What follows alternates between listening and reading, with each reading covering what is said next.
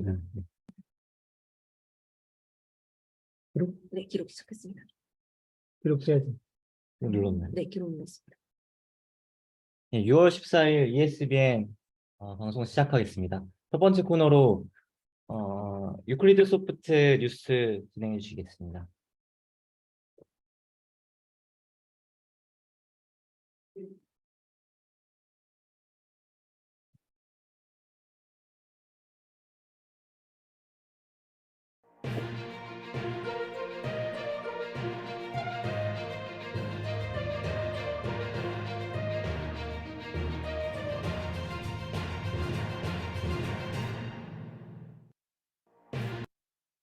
안녕하세요. ESBN 5분 뉴스의 조아랑 주임입니다. 첫 번째 소식입니다. 유클리드 소프트 혁신 역량 교육팀에서 진행하고 있는 ABC 부트캠프에서 데이터 탐험가 2회차 과정을 모집을 실시하였습니다. ABC 부트캠프는 만 18세 이상, 만 34세 이하의 전국 청년 및 대학 재학생을 대상으로 모집하고 있습니다. 5월 22일부터 6월 21일까지 ABC 부트캠프 홈페이지에서 신청할 수 있으며 선발 과정은 서류 전형, 면접 전형, 최종 선발로 이루어집니다. 데이터 탐험가 과정은 빅데이터 분석 및 인공지능 기초 과정, 지역 문제 해결 및 ESG 개념 학습, 지역 거점 소프트웨어 및 인공지능 기업 일학습 과정을 경험해보는 프로그램으로 최종 선발된 참여자들은 데이터 분석과 인공지능 분야의 문턱을 넘어볼 수 있는 좋은 기회가 될 것입니다. ABC 부트캠프 데이터 탐험가 2회차 과정은 총 40일로 7월 3일부터 8월 29일까지 대전 지식산업센터에서 대면 교육으로 진행되며 참여자들에게는 다양한 지원 혜택이 있습니다. 이번 ABC 부트캠프 2회차 또한 중도 포기 인원 없이 성황리에 종료하였던 1회차처럼 성공적으로 운영되길 바랍니다. 다음 소식입니다. 유클리드 소프트 플랫폼 사업그룹 AI 사업부에서 6월 7일 서구청에서 진행한 대전 서구 굿잡 일자리 박람회에 참여하였습니다. 대전 서구 굿잡 일자리 박람회는 배재대학교 스포렉스홀에서 진행되었습니다. 서구청은 올해 3월 22일 유클리드 소프트와 청년 일자리 매칭 협약을 맺은 바 있습니다. 7월 말에는 서구청에서 지역기업 탐방으로 청년들 20여 명과 함께 유클리드 소프트를 방문할 예정입니다. 다음 소식입니다. 유클리드 소프트 공공사업그룹에서 이음 5G 주파수 이용관리 시스템 고도화 용역에 지원하여 우선순위 협상자로 선정되었습니다. 수요기관은 한국방송통신전파진흥원이며 총 금액은 2억 6천만 원입니다. 유클리드 소프트가 그동안의 경험과 노하우를 바탕으로 앞으로도 더 많은 성과를 이루어 나가길 응원하겠습니다. 다음 소식입니다. 이번에는 조금 특별한 제보가 들어왔습니다. 유클리드 소프트의 가상 아나운서 나라를 통하여 들어온 제보입니다. 안녕하세요. 유클리드 소프트 가상 아나운서 나라입니다. 지난주 과기부에 데이터 품질 인증 기관 신청을 완료하였다는 소식입니다. 특히 자사의 품질 검사 전문 솔루션인 라임DQM은 인공지능 학습용 데이터뿐만 아니라 다양한 산업 분야의 데이터 품질을 관리하기 위한 솔루션으로 텍스트, 이미지, 오디오, 비디오 등 모든 유형의 데이터에 대한 관리가 가능하며 업무 규칙 관리, 품질 지표 관리, 검수 관리, 품질 인증 운영 등의 기능 목표까지 세웠으며 7월 중으로 선정 발표 예정입니다. 우 소장님을 중심으로 준비에 협조해 주신 모든 분들과 대표님을 비롯한 유클리드 소프트 임직원분들과 함께 데이터 품질 인증 기관으로 지정되기를 진심으로 기원합니다. 네, 잘 들었습니다. 유클리드 소프트가 꼭 데이터 품질 인증 기관으로 지정되길 진심으로 바랍니다. 이상 ESBN 5분 뉴스였습니다. 시청해주신 여러분들께 감사드립니다. 다음 뉴스에서 뵙겠습니다. ESBN 뉴스는 24시간 임직원 여러분들의 제보를 기다립니다. 사업 확정, 진행, 성과, 행사 등 다양한 사내 소식에 대한 제보가 있으신 분들은 아래 메일로 제보 부탁드립니다. 사진 자료가 있을 경우 함께 보내주시면 더욱 풍성한 ESBN 뉴스를 만들어 나갈 수 있습니다. 감사합니다. 이거 뭐야? 짱이죠? 저도 이거 받고 깜짝 놀랐어요. 제보를 아예 동영상으로 주신 거예요. 그래서 진짜요? 이거를 막 마음에 안 드시면 그냥 하셔도 된다 이렇게 했는데 보니까 너무 마음에 들어가지고 이거는 꼭 넣어야 된다. 부장님 장난 아니시네. 그러니까요. 그래서 이거 보면서 아 이거를 몇 주 동안 못 보여줘가지고 얼마나 속으로 아, 그러셨겠네요. 완전 아니, 이거 소문낼 수도 없고 잘 활용, 근데 목소리는 우리 보아랑 우리 훨씬 좋긴 해. 네. 아니, 뭔가 진짜 이거 하니까 정말 AI 기억 같고 그러게. 음, 화면을 주로 하나 온다. 그리고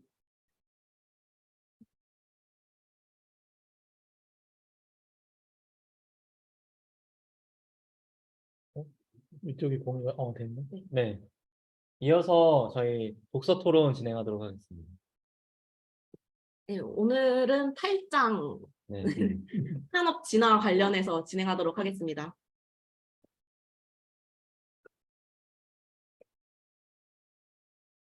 우선 산업 진화의 기본 개념에 대해서 설명하기 전에 여기서 말하는 진화라는 단어에 대해서 조금 짚고 넘어가야 될 것 같은데요.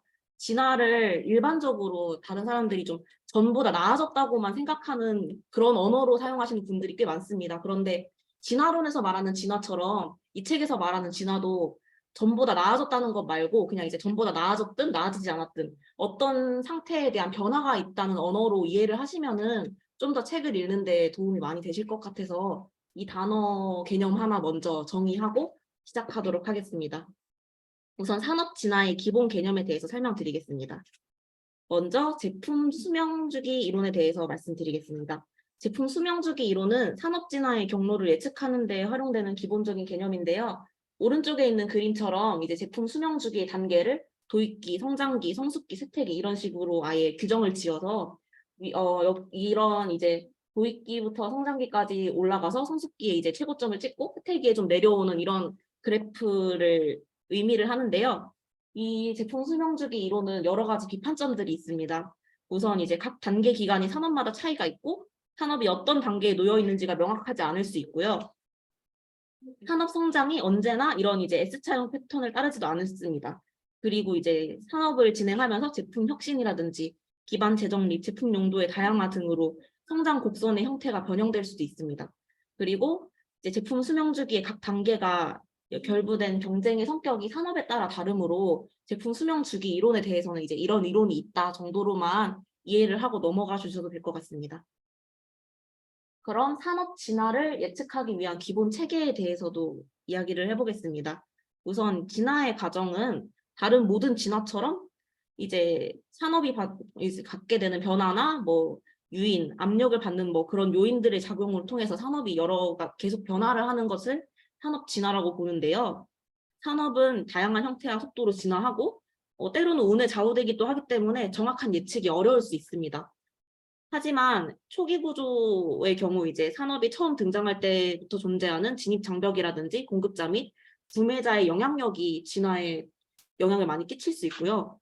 산업의 기본적인 경제적, 기술적 특성과 산업 규모가 작아서 겪는 초기의 뭐 여러 제약 요인, 아니면 초기에 진입한 기업의 기술과 자원 등이 이제 결합되어 구축되는 그런 모든 과정들이 진화를 예측할 수 있는 그런 체계가 될 수 있다고 볼 수 있습니다. 또 잠재적으로 앞으로 형성될 가능성이 있는 산업 구조의 범위까지도 저희가 기본적으로 예측을 위해서 조사를 진행을 해야 될 것 같습니다. 그럼 구체적으로 산업 진화의 과정에 대해서 설명드리겠습니다. 산업 진화의 요인으로는 굉장히 많은 요소들이 있는데요. 이 책에 언급된 요인들은 보여지는 글들과 같이 성장의 장기적인 변화, 뭐 구매자 집단의 변화, 구매자의 학습, 불확실성의 감소, 독점적 지식의 확산, 경험의 축적, 규모의 팽창 혹은 축소, 수입 비용과 환율의 변화, 뭐 제품 혁신, 마케팅 혁신, 공정 혁신, 뭐 구조적 변화, 정책 변화, 진입과 철수 이런 요인들을 꼽았는데요. 하나하나 짧게 짚고 넘어가겠습니다. 우선 성장의 이제 장기적인 성장률 변화 요인에 대해서 알아보겠습니다. 장기적으로 산업이 변화하게 되는 요인으로는 5가지 정도를 꼽았는데요. 인구 통계적인 요인과 수요 추세, 대체재의 상대적 위치, 보안 제품의 상대적 위치 변화, 고객 집단에 대한 침투를 들었습니다. 하나하나 읽어보시면 다 이해가 가실 내용인데요. 인구 통계적인 요인은 이제 인구 통계가 변화함에 따라서 이제 이 뭐 제품이라든지 시스템이라든지 이런 것들을 구매하는 수요 증가율을 결정하는 요인이 되기 때문에 뭐 영향을 끼칠 수 있고요. 수요 추세 또한 이제 뭐 제품의 수요에 따라서 산업 성장률이 변화될 수 있습니다. 그리고 대체재의 상대적 위치 또한 이제 대체재의 비용과 품질이 어떻게 달라지냐에 따라서 이 산업의 변화가 있을 수 있고요. 보안 제품의 상대적 위치 변화 또한 마찬가지로 영향을 줄 수 있습니다. 그리고 이제 고객 집단에 대한 침투 같은 경우는 반복 구매자보다는 이제 새로운 고객층에 침투를 해서 새로운 고객층을 대상으로 판매 활동을 강화한다든지 뭐 그런 방안을 통해서 장기적으로 이제 변화를 유도할 수 있습니다. 이러한 침투가 끝나면은 보통 이제 산업 내 수요가 일정 수준으로 안정된다고 합니다.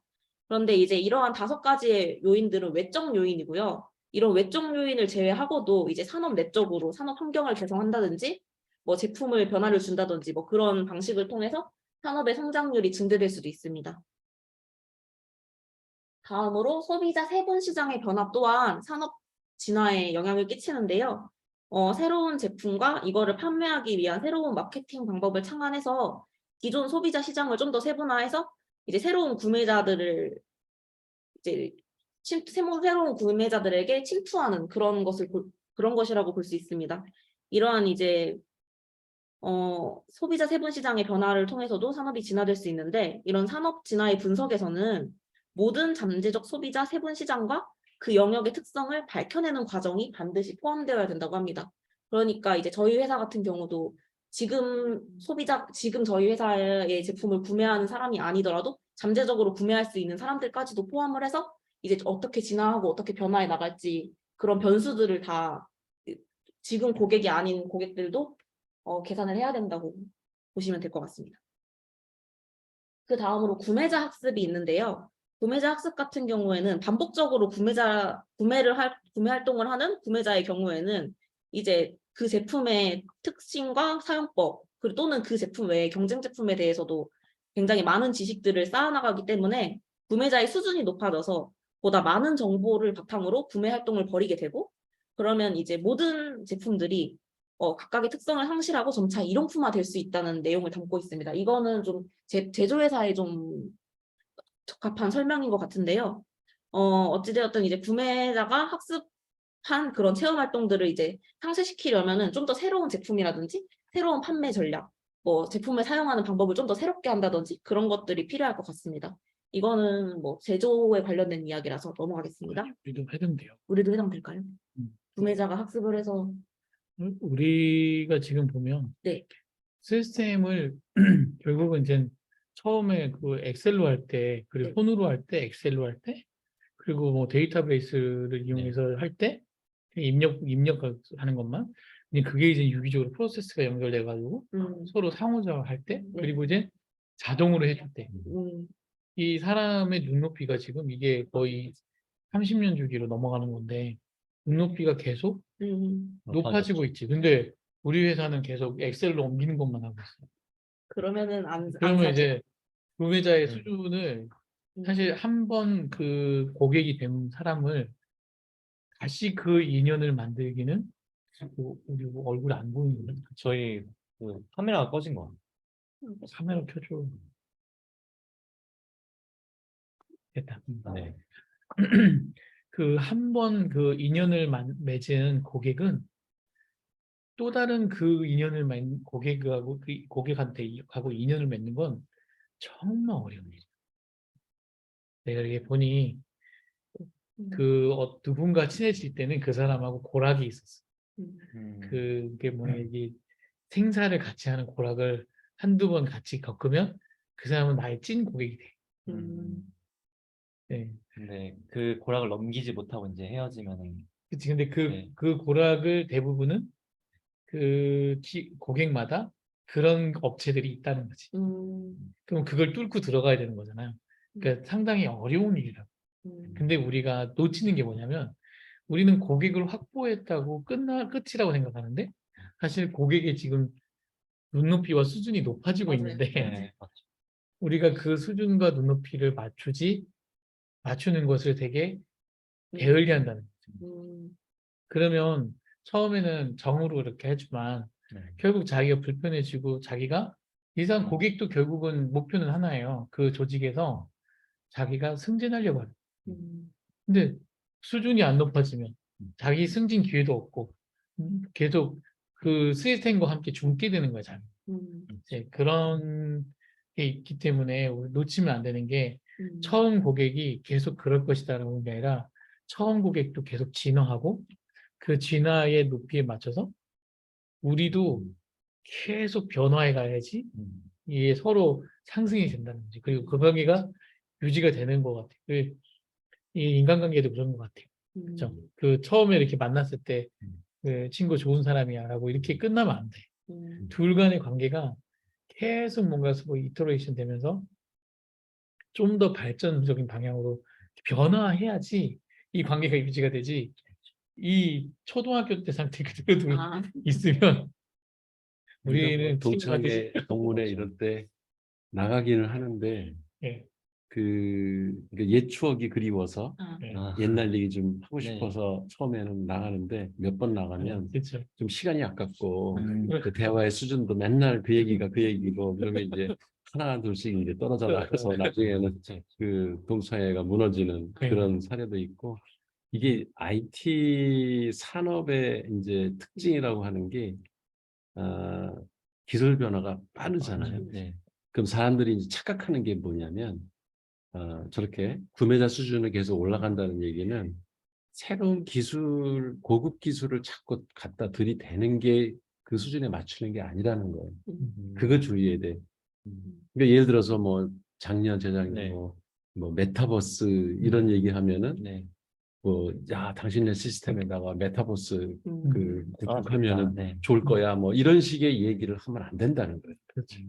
실제 그 사람들은 옛날에 진짜 뭐 엑셀 이런 거 가지고 처리하다가 수작업으로 일하던 데서 시스템 처음 이제 도입하면은 되게 막 환호하고 그 뭔가 많이 달라진 것 같은 느낌을 받는데 이미 그런 건 다 이제 하고 있단 말이에요. 우리 고객들이라는 데가. 그리고 그 웹에서 이제 무슨 뭐 고객들 민원도 받고 거기서 일 처리하고 하는 거 처음 도입했을 때는 그러면 이제 그 사람들은 막 그 그렇죠. 환호하고 뭐 실시간 예산 되니까. 넣는 게 아깝지 않아. 네.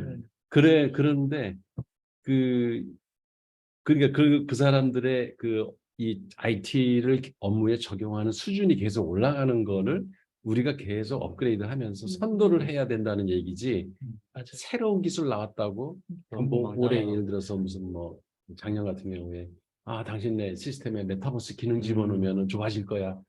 이러는 데가 꽤 있다는 거야. 그리고 뭐 빅데이터는 빅데이터에 대해서 깊이 있게 이게 왜 필요한지, 그다음에 그런 분석이 이 회사에 어떤 업무에 어떤 도움을 생산성. 주는지에 대해서 정확한 이해도 하지 못하면서 뭐 우리는 뭐 빅데이터 그 구축한 개발 경험이 있기 때문에 당신의 시스템에 빅데이터를 근데 사실 그 회사 업무를 보면은 빅데이터 있지도 네, 않고 네, 그렇죠. 별로 그 기능이 필요도 없는데 그 기술을 갖다가 덮어주면 무슨 뭐 새로운 시스템이 생기는 것처럼 이렇게 하는 그 SI 업체들은 수명이 계속 갈 수가 없다는 거지.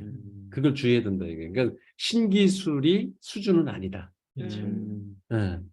오히려 구기술이라도 그 회사의 업무 시스템을 현재 쓰고 있는 거를 우리가 잘 분석을 해보면 여기에는 이러이러한 일들을 더 고도화할 수 있고 그 데이터는 쌓였는데 이것들을 이용 못하니까는 이걸 어떻게 뭐 시각화해 준다든지 새로운 기능을 몇 가지 추가해 줌으로써 그 사람들이 미처 처리하지 못했던 일들을 갖다가 우리가 새롭게 시스템에서 구현을 해주면은 그런 거 감동한다 이거죠. 그 얘기를 좀 단적으로 제가 그 얘기한 데가 있더라고요. 그 사업은 그 사용자, 고객의 편익을 제공하는 거다. 그 사람의 편익을 제공해 주는 것이 사업이라는 거예요. 그러니까 그렇지. 생산성이든 아니면 뭔가 이렇게 편하게 해주든 새로운 아니면 전략을 개발하게 하든지 예, 그렇죠. 새로운 시장을 개척하게 해주든지 예, 뭐 새로운 신제품을 해서 그 마켓쉐어를 올려두든지 예, 뭐 이런 것을 이 예. 정보 시스템 만들어주는 회사가 그 조용히 회사의 입장에서 예. 그 한 단계 더 수준을 업무 수준을 업그레이드 시켜주는 그 서비스를 제공해야 우리 고객 예. 우리가 계속 그 고객하고 관계를 그렇죠. 유지할 수 있다는 거지.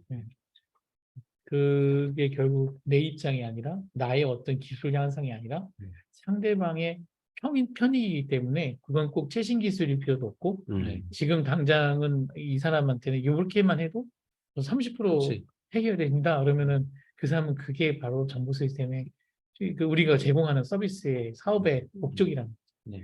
이 부분을 놓치지 편익을 제공하는 게 중요해요. 그러니까 구매자는 진화한다. 예.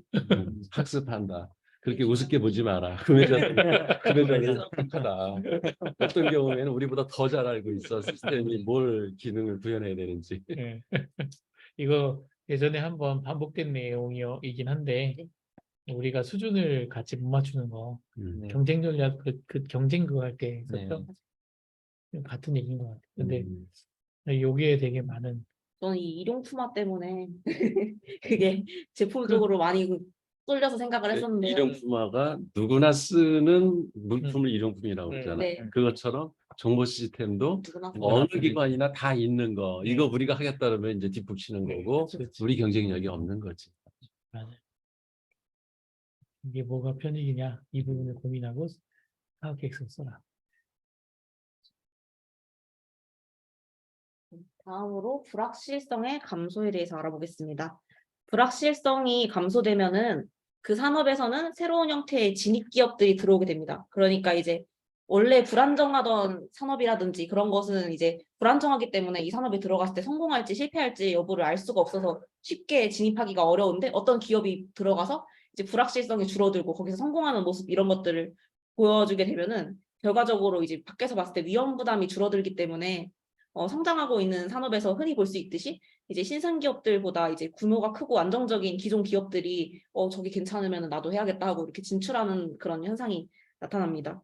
네, 전략적으로 봤을 때 불확실성의 감소와 이제 불확실성이 감소됐을 때 이제 다른 기업들이 이제 그 기존에 있던 기업을 모방하는 그런 과정들은 이제 특정 기업이 불확실성에만 의존해서는 경쟁사나 신생 기업으로부터 오랫동안 보호를 받을 수 없다는 것을 말해줍니다. 그러니까 여기는 불안정하니까 아무도 안 들어오고 나만 여기 있을 거야 이런 생각은 안 하는 게 낫다는 이야기고요. 그리고 기업의 경우에는 이제 자사의 기반을 지키기 위해서 모방 기업이라든지 신생 기업에 대한 전략적인 대비책을 미리 마련해 놓거나 이제 초기에 전략적 대응이 좀 적합하지 않았다면 즉시 접근법을 수정하는 식으로 자신의 입지를 지키기 위해서 불확정성이 줄어들수록 마냥 좋지만은 않으니까 이제 대비를 전략적으로 해야 된다는 이야기입니다. 그렇지. 네. 네, 저기 뭐야 나는 항상 섬에서 혼자 하고 있는데 네. 누가 갑자기 다리를 놔버려.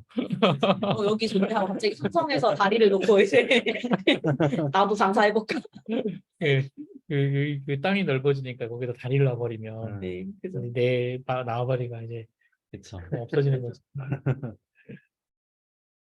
그 다음으로 독점적 지식의 확산이 있습니다. 이런 경우는 이제 한 기업이 독점적으로 갖고 있던 뭐 지식이라든지 제품이라든지 그런 것들을 이제 정밀 조사하거나 경쟁사의 규모, 위치, 조직, 그의 경영 활동의 특징에 대한 정보를 다른 회사에서 입수해가지고 그런 새로운 사실이나 지식을 학습해서 일어날 수 있고요. 독점적인 지식 같은 경우에는 이제 외부 공급자들이 생산한 자본재에 구체적으로 나타나면서 확산됩니다.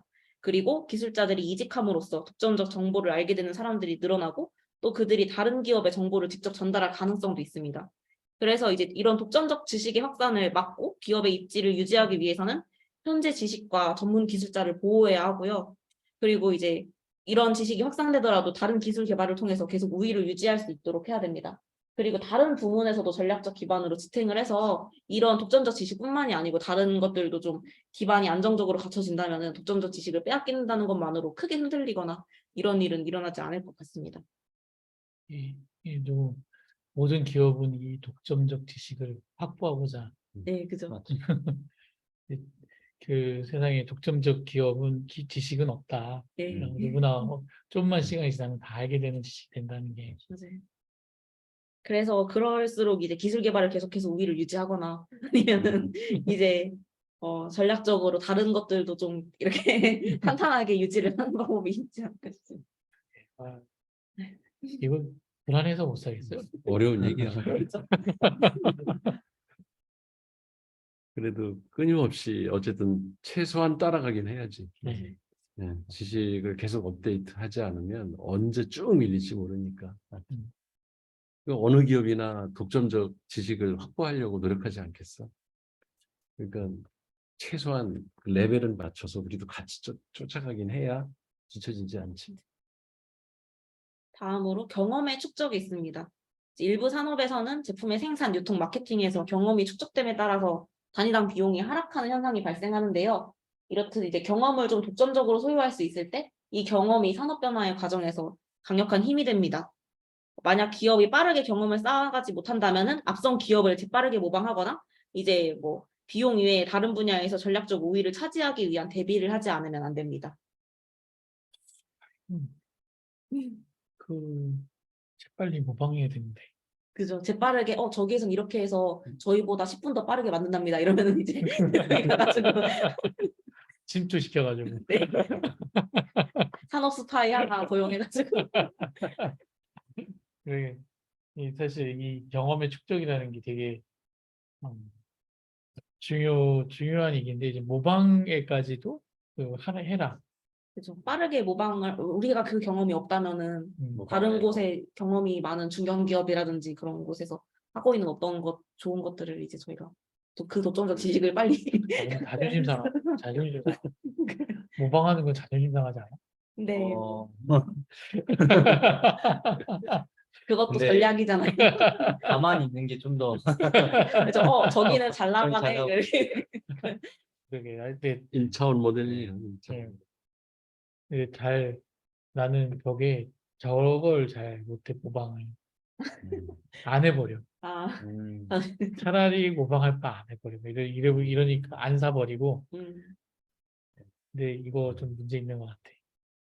빨리 모방해야지. 그래서 제품 같은 경우에는 예를 들어 유사 제품 나오면 다 막 사들이잖아요. 네, 그치. 우리 회사 거 아니더라도 막 응. 컴퓨터면은 다른 회사 컴퓨터 다 사가지고 뜯어보고 막 또 뭘 어떻게 조립한 거야 이러면서 맞아. 저거는 대만이 참 잘하는 것 같아요. 그래서 빨리 그럼 우리도 앞으로 십자 드라이버로 하자 뭐 이렇게 해가지고 이렇게 사실은 우리나라 기업이 모방으로 컸어. 그렇죠. 한국이 진짜 제일 잘하던 네, 거. 한국 자동차 같은 거 미국 거 가지고 와가지고 다 뜯어보고 다시 만들고. 이번에 그 뭐야 나로도 네. 그 소련제 그거 갔다가 음. 다 분해해가지고 만들었잖아. 그게 북한도 그렇고 한민족이 모방의 대가야. 비행기도 만드는 거 봐. 그 KF-21 이런 거 네. 이게 지금 한국에서 단기간에 만들어지는 게 아니에요, 이게. 그러니까 시작은 모방으로 했지만 이제는 뭐 경쟁력 있게 전 세계에 아, 그 가격 대비 성능도 우수하게 무기들이 지금 네, 뭐 전 세계에서 지금 활약을 하고 있다고 계속 네. 유튜브에 올라오더라고. 네, 맞아. 네, 그러니까 모방을 부끄럽게 여길 필요가 없어. 모방이 사실 그 지식의 수준을 맞추는 그 일이라고 네. 생각해요. 공부라든지 1단계야 그게. 그래서 지식의 수준이 맞으면은 굳이 그다음부터 모방할 필요가 없이 이제는 내가 똑같은 수준이 됐으니까 이제 제가 오히려 앞서 나갈 수도 있고 우리 AI 사업부도 모방으로 가자. 네? 저일까요? 그러니까 모방의 기간을 최대한화 시키는 빨리 그거를 뛰어넘는 그런 노력이 필요해요. 그렇게 보면 우리가 일하면서 타사에서 뭐가 나왔는지 타사의 그 웹 서비스를 계속 써가면서 맞죠. 얘네는 뭘 하고 있는지 이런 거를 맞아. 모니터링하는 그 사람이 있어요. 한 명이 있어야 될 것 같아. 네. 분석하는 사람 저번에도 말했듯이 네. 타사를 이제 분석해서 그 역할을 연구소가 해야 되는 거야. 그쵸. 연구소가 그런 거 하는 거야. 아, 회사에서는 어떤 기술들을 개발해서 음. 새로 론치를 했나 네. 이런 것들을 계속 탐색을 해가지고 그거를 그 우리 회사에 적용 가능한 거 또 우리한테 필요하다는 거를 정기적으로 알려줘야 네. 돼. 그러네. 그게 연구소의 역할이야. 그럼 이제 ESB에 나와가지고 이제 다른 회사 사이트 보여주면서 여기는 A사 맞아. 사이트인데 A사 사이트 여기서 이제 뭐 이런 뭐 메타버스가 있네요. 뭐 이러면서 근데 장현 팀장 한번 발표한다고 그랬는데 오늘 원래 발표하기로 했었는데 오늘 대학원 그것 때문에 발표인가 뭔가 중요한 일이 있대요. 그래가지고 못 왔어요. 다음 주에 꼭 발표하라고 그래. 발표한다고 그래가지고 제가 기대하고 있었는데 근데 아직 다음 사람이 이게 그 제보가 없어가지고 그래? 한번 찝어주셔야 될 수 있을 것 같습니다. 아니, 장 팀장이 붙이면 돼. 거기 지금 발표할 사람 수두룩해. 아니, 너도 있잖아. 나연호 팀장도 하려면 할걸? 거기도 이제 하고. 하여튼 그 모방을 좀 더 적극적으로 할 필요는 전략으로 아니, 이걸 하나의 기능으로 세워놓고 그죠? 탐색하는 거 중요할 것 같다 내 생각에. 네. 그 말을 만들어야지. 전략적 모방. 그죠?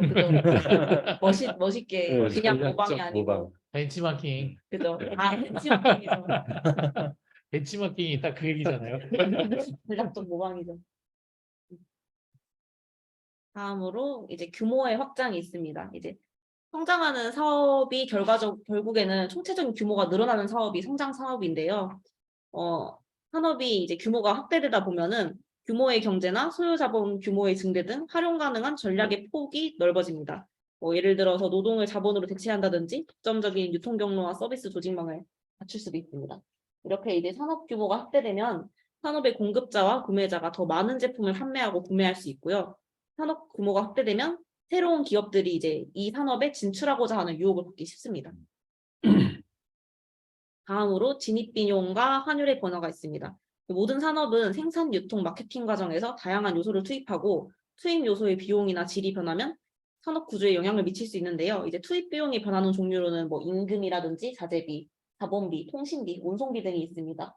가장 직접적으로 영향을 미치는 거는 이제 생산비의 상승과 하락인데요. 수요에 직접적인 영향을 미칩니다. 저희 같은 경우에는 이제 생산으로 인건비 같은 게 쓰일 수 있는데 예를 들어서 최저임금이 오르고 내리고 이런 것들에 영향이 있을 수도 있을 것 같습니다. 별로 많지 않아.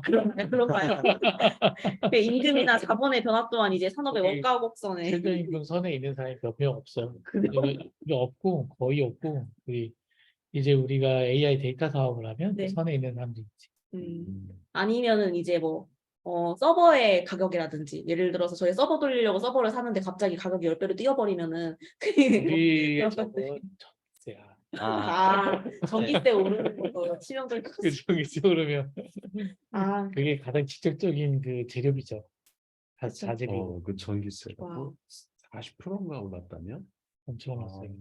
그래서 지금 오늘 네. 아침에 네. 뉴스를 듣는데 시멘트 가격을 지금 대폭 올리려고 그러는데 그러니까 2년 사이에 거의 2배 가까이 올랐대. 네. 근데 그 주 원인이 전기세. 전기세래. 큰일이다. 에어컨 벌써 켜고 있는데. 자, 우리 전기세를 아니 진짜 우리 그 ESG 실천해야 돼. 그래서 사무실에 아무도 없을 때는 에어컨하고 전등 다 끄고 네. 전기세를 최소한으로 줄이는 노력을 진짜 해야 되겠더라고요. 맞아요. 우리 회사의 가장 큰 적은 앞으로 전기세다. 근데 서버실에서 전기세를 많이 쓰는 그럼. 서버, 전기 이런 것들. 빨리 에어컨. 사옥을 져서 그리고- 태양광으로 자체 발전을 해가지고 애플처럼 애플 사옥은 그게 태양광이래잖아. 이게 겉에 유리가 다. 그것도 봤어요. 외국에서 서버실에서 열이 굉장히 많이 발생하잖아요. 그럼 열을 내리려고 막 에어컨도 쓰고 하느라고 전기세가 2배로 들잖아요. 근데 아예 물 속에다가. 네. 맞아요. 물에 넣어가지고 그걸 아예 수영장으로 사업화해서 수영장 아래 서버실이 있고 여기서 열이 나면은 수영장을 따뜻하게 데워줘가지고 맞아. 따뜻한 수영장을 개방해서 이제 이걸로 돈 벌고 막 그런 식으로 하더라고요. 맞아. 근데 지금 우리가 전기세? 무슨 얘기 하려다 말았다. 근데 그거를 줄이는 어떤 것도 중요하고 어떤 그래 무슨 얘기 하려 했는데 말았는데 아직 기억나시면은 네. 이거는 그렇게만 하고 넘어가도 될 것 같습니다. 다음으로 혁신이 있습니다. 혁신에는 여러 가지 혁신들이 있는데요. 제품 혁신, 마케팅 혁신, 공정 혁신 등을 들 수 있습니다. 제품 혁신 같은 경우에는 이제 판매 시장을 확대하고 그에 따라서 이제 산업 성장을 촉진시키거나 제품의 차별성을 높일 수 있습니다. 이런 이제 제품 혁신의 경우에는 제품 혁신이 우리가 아니라 외부 기업에서 일어날 수 있는 가능성 또한 외측할 수 있어야 됩니다. 그리고 마케팅 혁신이 있는데요. 마케팅은 이제 마케팅의 효율성을 증대하는 혁신을 통해서 제품의 가격을 인하하는 데 도움이 될 수도 있고요. 마케팅 혁신은 이제 구매자에 대한 상대적인 힘의 변화를 가져올 수 있고 고정비와 유동비의 균형에도 영향을 미칩니다. 공정 혁신의 경우에는 생산 공정에 대한 혁신인데요. 뭐 자본 집약도라든지 규모의 경제, 고정 비율 변화, 수직 통합의 정도, 경험의 축적 과정을 뭐 높이거나 낮추는 등으로 이제 공정에 대한 혁신을 일으킬 수 있습니다. 예, 가장 근본적인 건 제품 혁신이긴 하겠지만 그 의외로 지금 마케팅 혁신과 공정 혁신으로도 돈이 많이 돼. 네, 맞아요. 그러니까 그리고 사실 가성비가 제일 높으면 경영혁신이 되는 거죠. 예, 그렇죠. 우리 관리 방식을 바꿔서 네. 그 생산성, 음, 1인당 같은 일을 하고도 그 아웃풋이 음, 잘 나오게 하는 그게 사실은 기업의 경쟁입니다. 음, 더구나 우리는 인력 갖고 하는 사업이잖아요. 맞아요. IT, 소프트웨어 이런 사업은 그 개인들의 생산성이 결국 기업에 거의 다라고 해도 과언이 그렇죠. 아닙니다. 그렇죠. 그래서 이게 제품 혁신을 하는 게 쉽지가 않아요. 저게 그렇죠. 예, 특히 뭐 우리 IT라는 것 제품 자체가 우리나라가 경쟁력이 사실 그렇게 없거든. 지금 IT 중에서도 그 소프트웨어, 하드웨어를 다 이제 IT라고 하잖아. 네. 근데 하드웨어는 이제 세계적으로 선도 그 기술을 가지고 있지. 반도체 이런 통신 이런 쪽에서. 근데 소프트웨어는 우리는 사실 후진국이에요.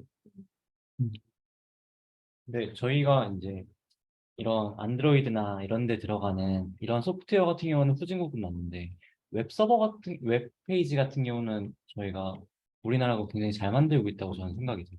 외국 웹 페이지 같은 데 들어가 보면은 되게 한 90년대 웹 페이지 같고 그냥 동작하는 것도 굉장히 느리거나 뭔가 비동기 형식도 없고 다 그냥 페이지 전환이고 뭐 이런 식으로 아직 발달이 덜 된 파트가 굉장히 많아가지고 웹 개발 같은 경우는 한국이 그래도 굉장히 기술적으로 많이 발전하지 않았나 그 생각합니다. 미국의 그 애플 네네. 사이트 들어가 봤어요. 아, 들어가 봤죠.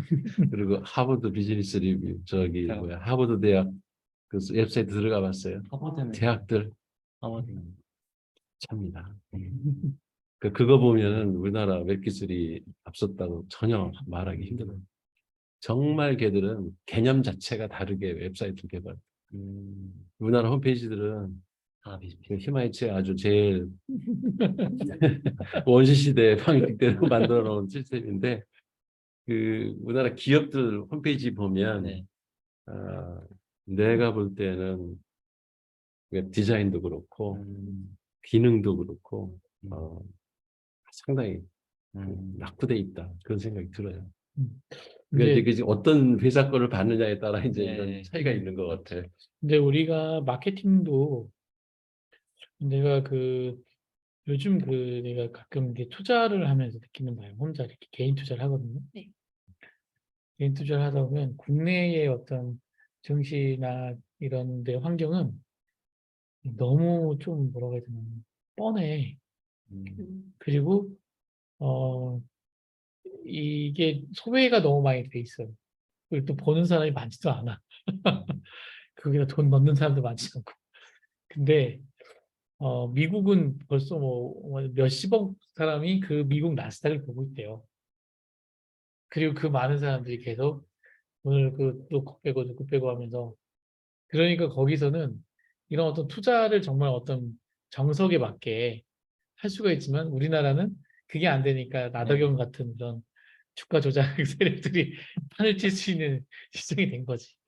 그러니까 우리가 지금 그 너무 국내의 이런 시장을 보고만 있는 게 아닌가 이런 마케팅도 맞죠. 이게 지금 우리 회사가 지금 이런 어떤 그 비전이나 이런 목표를 제시할 수 있는지 이런 할 수 있을까에 대한 부분들은 계속 노력의 여유가 필요하지만 나는 그래도 이제 우리의 그 목표는 이제 해외다.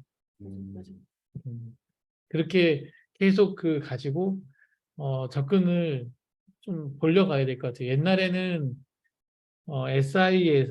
SI나 이제 개발에서 제품으로 이건 지금 계속 진행되고 있는 현재 진행형이에요. 제품으로 계속 제품의 비중을 높이고 있는 거는. 근데 이제 제품은 이거는 이제 어쨌든 현재 진행형이니까 하고 좀 더 장기적인 거는 결국은 해외로 가야 돼. 이것을 위한 어떤 그 협업 체계도 사실 구축해야 되는 거고, 그리고 영어나 이런 것들이 이제 기본적으로 다 이제 할 수 있도록 내부에서도 영어 훈련도 해야 되고, 그래야지 이제 글로벌하게 해서 서로 소통해 가면서 성장할 수 있는. 이제 이렇게 그 되지 않으면 정말 이 비좁은 시장에서 맨날 크게 저가 경쟁하면서 싸우는 이런 구조로는 이게 한계가 있구나라는 걸 절실하게 느껴요. 레드오션에서 지금 해보셨거든요. 그러니까 이거를 제가 최근에 그 유튜브에 어떤 기업 같은 거 이제 인터뷰하는 그런 유튜버가 있는데요. 그 과기부랑 미아에서 슈퍼브 AI 홍보를 뭐 지원을 해줬더라고요. 무슨 그 마케팅 영상 찍는 거에 막 지원에 막 과기부, 니아 이렇게 써 있어가지고 뭐지 왜 슈퍼브 AI 홍보를 이렇게 지원해주지 하고 사업비에서 냈을 거야. 가서 이렇게 딱 눌러서 그 영상을 봤는데 슈퍼브 AI 뭐 대표가 나와서 뭐 인터뷰도 하고 뭐 하고 그러는데 거기가 공동대표 5명인가 6명인가 해가지고 이루어진 회사인데 공동대표들 중에서 이제 뭐 IT 개발 담당 있고 뭔 담당 있고 뭔 담당 있고 이렇게 각각 담당이 있는데 이제 그 처음에 회사 딱 창업할 때 아예 딱 경영 제외하고 그 뭐 재무하는 그분만 남겨두고 나머지는 싹 다 짐 실리콘밸리. 싸가지고 외국 가가지고 외국에서 막 뭐 배우면서 다른 데서 뭐 하는 그런 강연 같은 거 듣고 배우고 하면서 계속 배웠대요. 그리고 이제 나중에는 그 대표 하나 남기고 나머지 다 한국으로 가서 한국에서 배웠던 거 가지고 사업하고 그분은 계속 남아서 돌아다니면서 계속 우리 회사 이런 거 하는데 이런 제품 어떠냐 하면서 발품을 팔았다고 하더라고요. 그런 내용이. 뭐 그걸 팔아서 어떤 성과를 내는지는 나오진 않았는데 망했어. 아 그래 나왔겠죠. 근데 이제 그런 과정이 뭐 그런 어려움이 있었다 뭐 이러면서 막 그런 자기 막 자서전처럼 막 얘기하는 그런 영상이었어요. 저희가 그 우리나라에서는 시장이 똑같은 애가 시장이 아니다 해가지고 실리콘밸리를 봤어. 맞아요. 근데 이 그쪽에 가서 이제 이 데이터 만드는 일을 좀 이렇게 해보려고 열심히 했는데 네. 돈이 안 되네. 그러니까 이제 그 국내에 이제 이런 AI 사업이나 이런 거 한다니까 철수한 걸 철수. 아 철저한 거. 그래서 여기서 이제 자기들 이제 입지 세운 다음에 네. 지금 다시 지금 외국을 내다보고 있지만 거기는 아이템이 약간 좀 약해. 그런 아이템 너무 약한 거지. 그래서 조금 실패다리지. 그런 식으로 하는 거. 맞아. 그런데 중요한 건 해외에 그렇게 한번 갔다 왔기 때문에 국내에서의 입지가 네. 완전 달라. 어나더 레벨이야. 그렇지. 슈퍼브 AI는 어나더 레벨이야. 그러니까 해외에서는 별로 이렇게 그 맥을 못 쳤지만 네. 국내에 돌아오면 이제 거기서 배운 어떤 기술이나 그네들의 어떤 그 지식 수준이 어나더 레벨로 돼 있기 때문에 그런 그 데서 다 찾는 거지. 저희도 뭔가 개발자분들 보내가지고 독주라도 보내야 되는데 아니면 독도라도 보내가지고 독도에서 그 독수 공부해가지고 6개월 수련한 다음에 돌아오면 어나더 레벨이 되려나? 내가 20여 년 전에 컨설팅한 기업에 거기에 이제 패션 회사인데 네. 거기가 그 디자이너들 있잖아. 네. 패션 디자이너들을 1년에 한 번씩 한 달간 유럽으로 보내. 그래서 이탈리아, 프랑스, 네. 그러니까 패션의 전 세계 그 글로벌 시장 네. 거기에 가서 그냥 구경을 하러 다니는 거예요. 네. 아무런 저기가 없어. 와서 느끼고 오라는 거야. 그게 결국 그 회사가 나중에 뭐 그 디자이너만 갖고 된 건 아니지만 어쨌든 그런 마인드가 있었던 거지. 그 당시에 그런 의류 산업에서 정보 시스템도 최첨단으로 엄청난 돈을 들여서 그 당시 돈으로 개발을 하고 최초로 ERP를 도입하거든.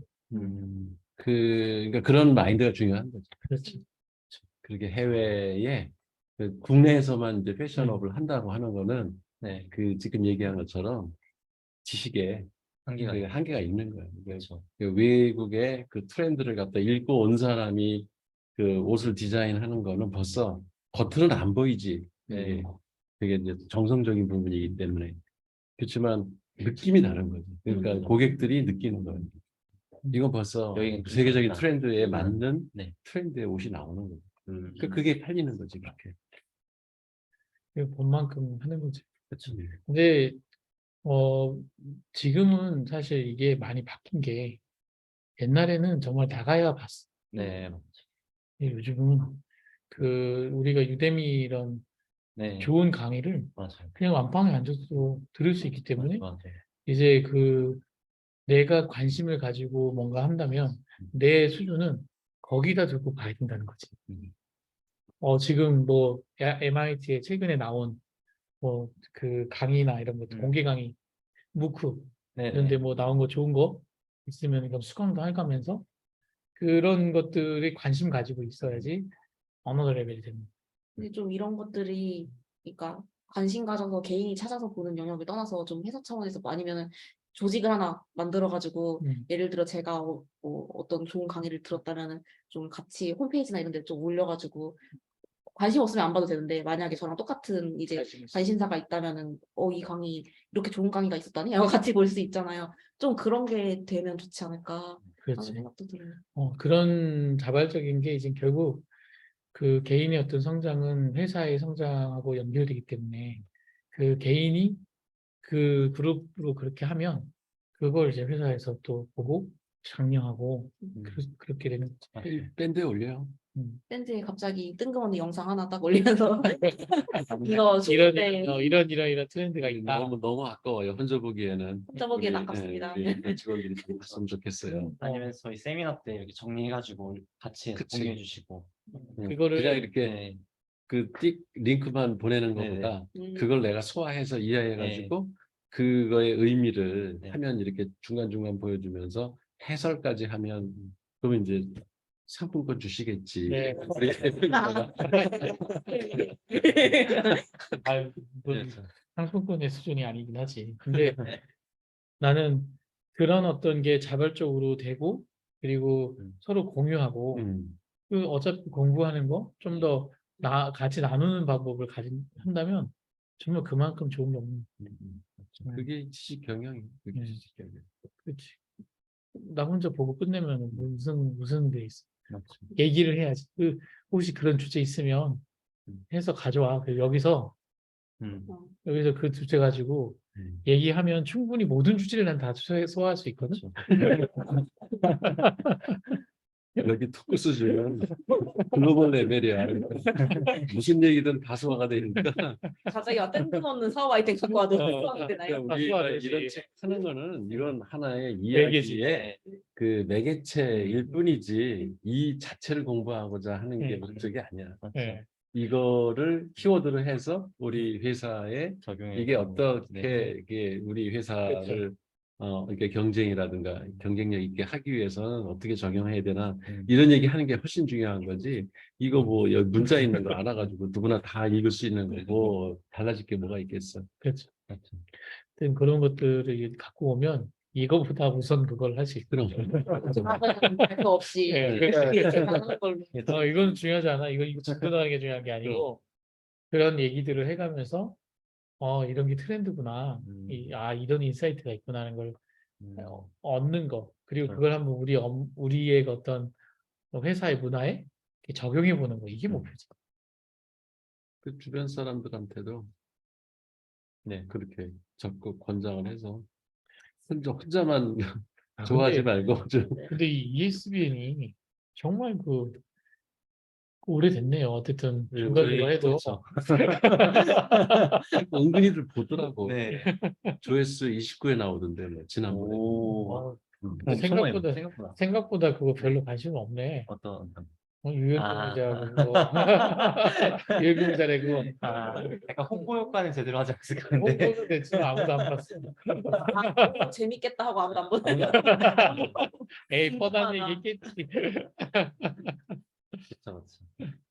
약간 근데 그게 사실 안 좋은 피드백으로 받아들여야 된다고 생각하는 것 중 하나가 그런 게 회사에 관심이 없다는 거거든요. 그러니까 그런 뭔가 제가 일부러 조금 이슈가 자극적인 얘기도 좀 가지고 오고 하고 있긴 한데 예 그거 자극적인 얘기 보면 저는 솔직히 너무 혹해가지고 볼 것 같은데 그렇게 혹하는 사람이 없다는 것 자체가 회사에 대한 애사심이나 뭔가 관심이 적다는 걸 반증하는 알지, 이미 알고 있는 거겠지. 근데 바뀌는 걸 보여줘야 되는데 또 적인 거 가져오는데도 한계가 있어가지고 뭐 어디까지 맞죠. 그 정도면 충분히 자극적 아니면 뭐 부담내고 뭐 이런 거 해야 되나 뭐 어떻게 해야 되나 자극적일 수가 있나요? 뭐 임금 체불 뭐 이런 거 임금체불. 노조 뭐 이런 거 있잖아요. 노조 결성. 노조에서 해가지고 뭐 앞에 1인 시위 한번 하고 막 이슈를 위해서 한번 1인 시위 한번 하고 왜 조아랑 주임은 1인 시위를 했을까 뭐 이런 왜 그렇게 회사에 관심이 없나요? 하루 저 하루 날짜 주십시오. 여기서 나가지고 이렇게 말하는 10년 가져봐, 관심 좀 가져봐. 그거 되게 이슈 되겠다. 저랑 지금 왜 땡볕에서 저러고 있나. 왜 업무 시간에 업무하지 않고 회사 밖에서 저렇게 서 있나 막 이런. 사업중인가. 예, 근데 그 관심이 근데 이게 나는 그 순학으로 네. 그 계속하면 음, 바뀐다고 이게 맞죠. 이 공부도 보면 어느 수준 이렇게 가면 이렇게 이 평행성의 그 시간이 있잖아요. 그리고 갑자기 이게 푹 그냥 이렇게 뜨는 맞아요. 것처럼 이 문화라고 하는 것도 음, 모두가 두 가지의 마음이 있다고 봐요. 하나는 그 적극적으로 하고 싶은 네. 마음하고 지금 귀찮은 마음이 있다고.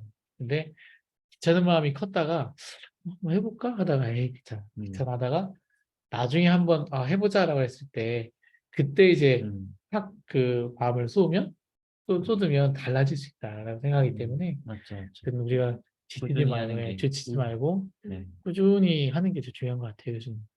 그 가우스 곡선이라고 들어봤지? 네, 들어는 거. 이름만 들어봤었고. 알고. 일반적으로 우리가 이제 사회 현상을 선형으로 보는 경향이 있거든. 네. 그게 무슨 얘기냐면 X축으로 값이 이렇게 이게 이제 시간축이 될 수가 있겠지. 시간이 이렇게 경과하면 뭔가가 이렇게 증가를 하든지 뭔가 연속적으로 이렇게 하강을 하건다. 뭐 이제 그런 거를 우리가 많이 봐왔기 때문에 경제 이론에서도 뭐 수요 곡선 이런 것들이 다 이렇게 선형으로 돼 있잖아. 이렇게 네. 뭐 이게 비례 관계 이런 식으로 보는데 이제 가우스 곡선은 그 단절점이 있다는 거고, 그러니까 어느 순간에는 아무 일도 안 일어나는 거야. 뭘 하다가 그냥 마치 멈춘 것 같아. 근데 갑자기 푹 뛰어올라.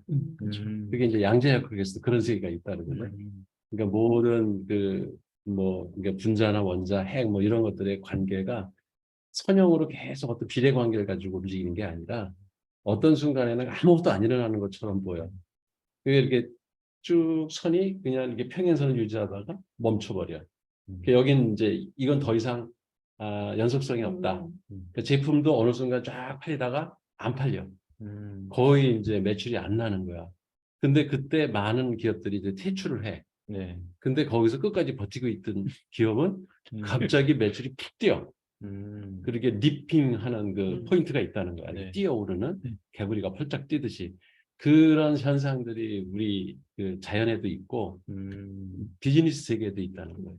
근데 교수님 그게 우리 세포에도 있고 우리 뉴런 인공지능에도 뇌도 있어. 네, 뇌세포도 그래. 뇌에도 그 인기치가 있잖아요. 그래서 어느 정도 펄스 이상의 신호가 가야지 얘가 딱 그걸 이렇게 분출하잖아요. 그 화학 그거를 그것처럼 여기도 그 렐루 곡선이나 이런 게 네. 이렇게 가다 이렇게 어느 인기점에서 네. 팍 트거든요. 그거가 어쩌면 세상에 잊힐 수 있어. 우리는 항상성을 유지하지만 네. 이 항상성이 어느 한계에 도달했을 때 변하는 거지. 그러면 기업, 사람, 조직 모든 게 다 같은 원리로 움직이는 게 아닌가. 그런 체험을 여러 번 했기 때문에 그러니까 뭐 독서 클럽도 하다 보면은 이거 왜 하나 싶을 정도로 네. 사람도 아무도 관심 없고 네. 그냥 주최하는 사람 혼자 뭐 총무하고 둘이 떠들기도 하고 이런 순간들을 그럴 때 사람들은 되게 그만둔다고. 아, 이렇게 사람들이 별로 관심 없구나. 네, 나만 맞아요. 괜히 음. 이거 가지고 그 뭐 기대를 했구나. 그리고 음. 그만두는 팀들이 대부분인데 네. 그럼에도 불구하고 그냥 계속 하는 거예요. 그다음에 어느 순간에 갑자기 사람들이 몰려오기 시작해가지고 막 신문사에서 와가지고 막 보도를 하고 그럴 때마다 막 1,000명씩 회원수가 늘고 그래가지고 14,000명까지 막 늘어나고 전국적인 모임이 되고 그러다 보니까 그때는 이제 관심들을 갖고 또 네. 이게 덩치가 있으면 사람들이 또 일단 그 음. 끌어들이는 효과가 있어요. 그런 식으로 이 사회 현상이라는 게 그 옳다고 생각하면 꾸준히 해나가는 거 이게 되게 난 중요하다고 생각해요. 그러니까 ESBN 지금 뭐 이제 만으로 따지면 아직 2년도 안 됐어요. 네, 맞죠. 1년 좀 됐어. 넘었죠. 1년 좀 넘은 네. 거야. 그러면 아직 멀었어. 한 3년 정도 꾸준히 하면 네. 뭐 정확한 그 시점을 얘기할 수는 없겠지만 이제 어느 순간부터 사람들이 그 이게 들어와서 궁금해서 이렇게 보고 이제 그런 그 유입자들이 생기기 시작해. 그러면은 그 사람들이 또 입소문을 내면서 보라고 야, 하고. 보라고 옆에 사람들한테. 네. 그럼 뭐 안 들어오는 게 이제 쪼다가 되는 거예요. 그때는 자기가 왕따가 돼. 안 보는 사람이 이상해. 왜냐면 대화를 사람들이 그 안에서 벌어진 그쵸, 일들을 갖고 얘기를 하는데 자기는 모르고 있으면은 뭐야 그리고 이제 들어가서 보기 시작하면 이제 그게 폭발적으로 이렇게 그 뭐야 골프 커브라고도 하거든. 골프 클럽이 이렇게 기역자로 돼 있잖아요. 네네. 되게 느리게 이게 발전을 해. 그러니까 어느 순간에 팍 뛰어오르는 순간이 있는 거예요. 지금 그러니까 1900년대 이후의 제품들은 대부분 그렇대. 팩스도 그랬고, 네. 그 텔레비전, 칼라 텔레비전, 라디오, 전화기 이런 것들이 다 초창기에는 그 좋다 하니까는 막 뛰어들어가지고 하는 게 많은 기업들이 이제 물러나는데 끝까지 버틴 기업은 어느 순간에 갑자기 매출이 올라가죠. 대기업입니다. 그래서 그 지속성이라고 하는 거를 네. 믿어야 나는 그 혁신이 일어난다. 기업도 뭘 이렇게 바꾸려고 노력을 하는데 뭐 반대하는 인간도 있고 뭐 안 되는 이유만 찾는 거는 잘해 사람들이. 근데 이게 네. 되는지를 잘 안 봤기 때문에 그런 거거든. 네. 근데 어느 순간에 조금씩 뭐가 되네? 그러면 이제 그때 달겨들어가지고 네. 뒤늦게 팔로워가 쫓아오거든. 그걸 믿어야 무슨 일을 내가 할 수가 있지. 네. 내 생각대로 이렇게 선형으로 내가 노력한다고 계속 뭐가 늘어나는 게 아니야. 그렇죠. 그 유튜버들도 그러더라고. 팔로우 수가 안 는데. 네. 2년, 3년이라도 안 는데. 근데 그러다가 갑자기 한두 개 막 영상 늘어나는데, 막 갑자기 늘어나는데. 일어나다가. 일정 수치마다 고비가 있다 하더라고요. 예를 들어서 1,000명 되고 나서 너무 좋았는데 1,000명부터 또 안 늘고 막 그러다 갑자기 10만이 됐는데 10만에서 더 늘겠지 내지 100만 되겠지 하면 10만에서 또 계속 이렇게 10만 이러다가 이렇게 해서 100만 되면은 이제 100만도 됐으니까 200만 고지다 하면은 계속 100만을 그런 체험을 해본 사람은 그걸 믿어. 그런 시스템을. 그러니까 계속 할 수 있는 거야. 누가 뭐라고 그래도. 그 기간 동안은 괴롭겠지. 네. 이제 뭐 계속 정체 상태에 있고 그러니까. 기업도 마찬가지고. 맞아요. 되게 좋은 얘기인 것 같아요. 그렇게 그래서 우린 꾸준하게 계속 그 잠깐 쉬는 한이 있어도 네. 계속 명맥을 이어간다. 네. 저것들은 그만두는 줄 알았네. 네. 며칠 안 하더니 그 다음 네. 다음으로 인접 산업의 구조적 변화가 있습니다. 이제 공급자와 구매자 산업의 구조가 이제 다른 산업에 대한 교섭력에 영향을 미치기 때문에 인접 산업 구조 변화 또한 다른 산업의 진화에 중요한 잠재적 영향을 미칩니다. 그래서 인접 산업의 구조 변화를 예의주시해야 한다는 점은 곧 이제 활동하고 있는 산업뿐만 아니라 공급자 산업과 구매자 산업의 구조적 진전에 대해서도 항상 정확한 진단과 그에 따른 대비책을 마련할 필요가 있음을 보여줍니다. 그러니까 저희랑 산업 아이템이 아예 겹치지 않고 좀 비슷한 것 같은데 완전 달라가지고 신경 안 쓰고 있던 회사들까지도 저희가 신경을 써야지 이제 구매자나 다른 그런 여러 요인들이 비슷하기 때문에 넘어갈 수도 있고 아니면 이제 뭐 유클리소프트의 뭐 그런 어떤 그런 것보다 뭐 A 회사의 뭐 어떤 그런 게 더 나는 좀 더 나은 것 같아 이렇게 넘어갈 수도 있기 때문에 그런 것들을 항상 예의주시하고 그 어떻게 변화하는지 모든 흐름에 대해서 많은 조사가 필요하다는 이야기입니다. 조사해야 될 게 많은 것 같아요. 저희가 분석해야 될 것들이 산업부 그러니까 사실 해야 될 우리가 것들이.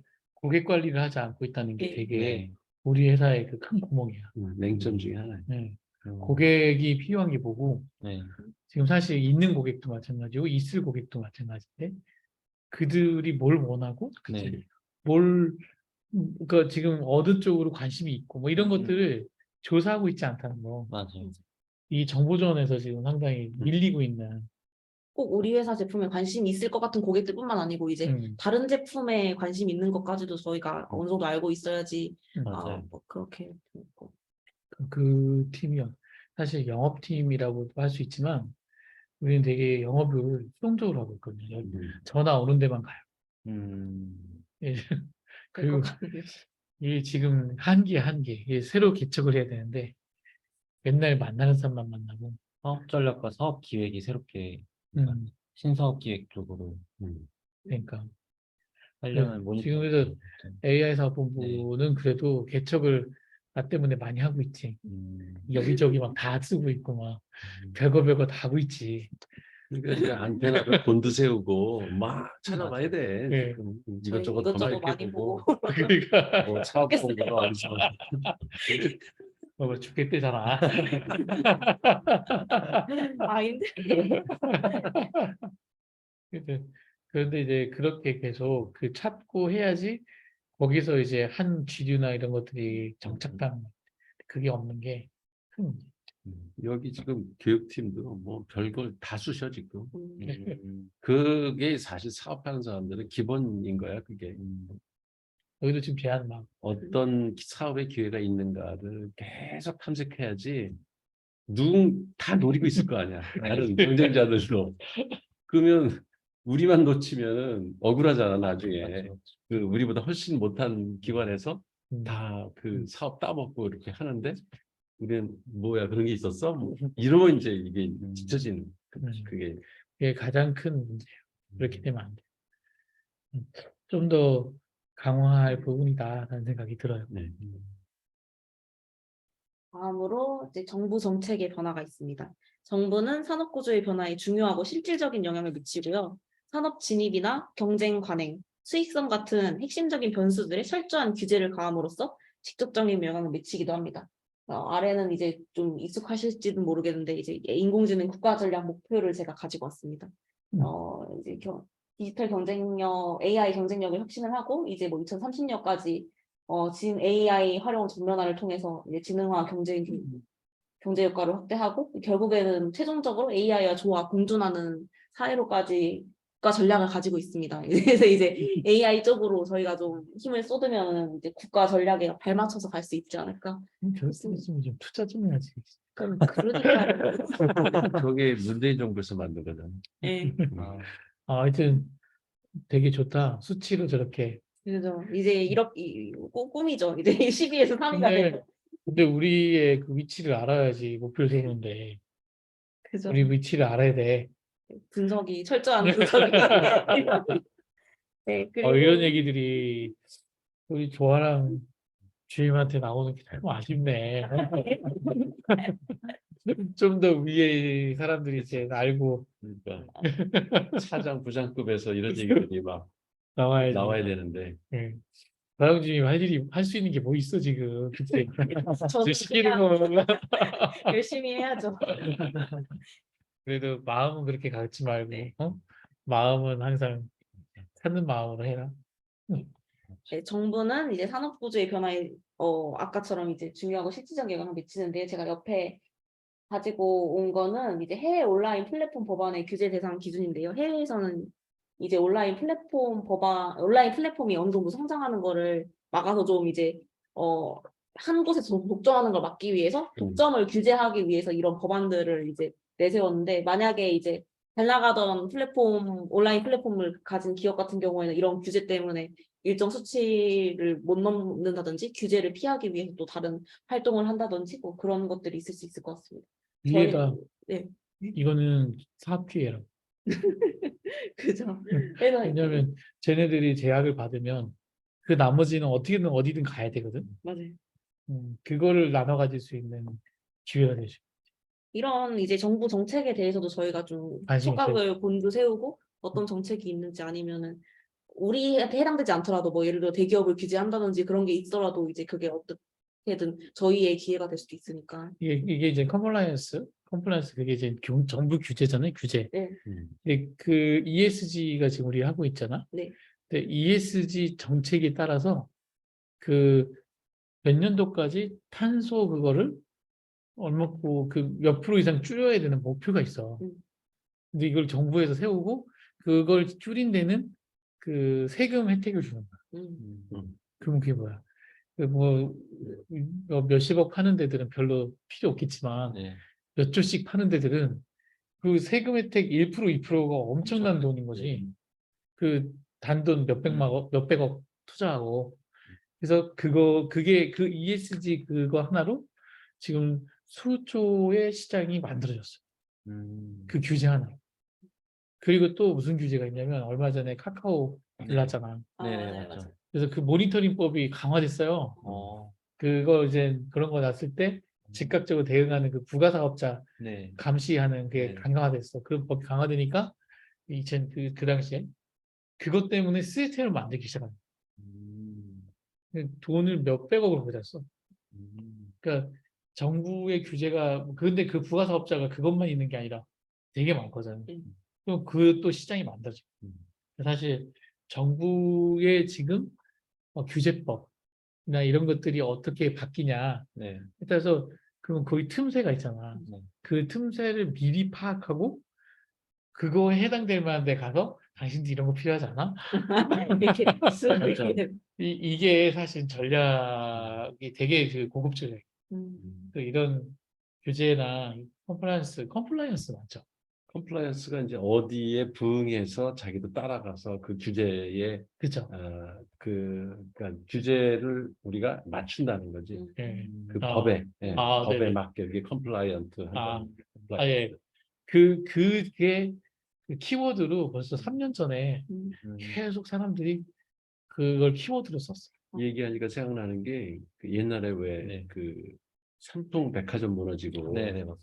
그 성수대교 그 사고 나가지고 뭐 버스가 막 가라앉고 막 이런 일이 있었잖아요. 그러고 나서 뭐 어떤 회사가 생겼냐면 그 뭐야 다리를 놓으면은 이게 진동이 생긴대. 네. 버스가 지나가고 막 차가 지나갈 때마다 그게 다리가 통으로 된 게 아니잖아. 네. 여러 개를 이렇게 이어서 한 거잖아. 그러면 그 이음매 부분이 그게 성수대교에서 그릇 무너진 거래. 네. 거기가 이렇게 계속 진동이 생기면서 그 균열이 생긴 거지.